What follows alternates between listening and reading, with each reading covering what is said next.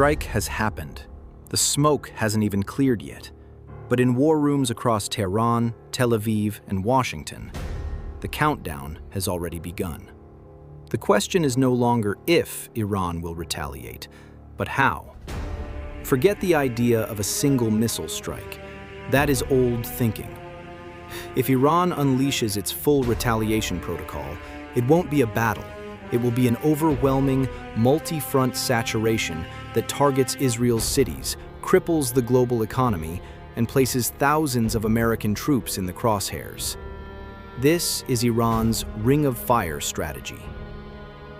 And here is the terrifying blueprint of what the next 72 hours would look like. Iran's retaliation will not start in Tehran. It will start right on Israel's borders. Welcome to Phase 1, the swarm. For 20 years, Iran has funded a proxy network known as the Axis of Resistance. The heavy hitter is Hezbollah in Lebanon. They possess an estimated 150,000 rockets and precision-guided missiles. In a full retaliation scenario, Hezbollah won't fire 10 or 20 rockets. They will fire thousands a day. Simultaneously, the Houthis in Yemen will launch cruise missiles from the south, and Iraqi militias will launch drones from the east. The goal is simple: create a 360-degree attack vector to completely drain Israel's Iron Dome and David's Sling interceptors within the first 48 hours. Once Israel's magazines run low, Phase 2 begins. Direct strikes from Iranian soil. This is where the heavy ballistic and hypersonic missiles, like the Sejil and Fatah, are deployed. Their targets aren't just military bases in Israel. They are aiming at the United States. The US has a massive footprint in the region. Al-Assad Air Base in Iraq, Al-Udeid in Qatar, and the US Navy's 5th Fleet headquarters in Bahrain. These bases are fortified, but they are stationary targets. If Iran launches a saturated strike against the 5th Fleet in Bahrain, the Patriot missile batteries will face the ultimate test.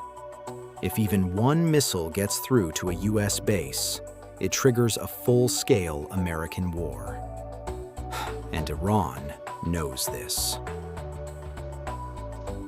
But Iran's most devastating weapon isn't explosive. It's economic. Phase 3 is the closure of the Strait of Hormuz. Iran has the largest arsenal of sea mines, fast attack boats, and anti-ship cruise missiles in the region. By sinking just 1 or 2 commercial oil tankers in this narrow 21-mile-wide strait, global shipping insurance rates will skyrocket, and the passage will effectively close. 20% of the world's oil is suddenly trapped. Gas prices in the US and Europe would double overnight. The global stock market would crash.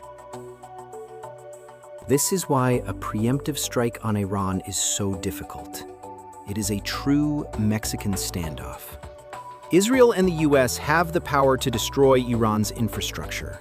But Iran has the power to destroy the global economy and ignite a regional war that no one can control. The retaliation isn't just about revenge. It is about mutually assured economic destruction.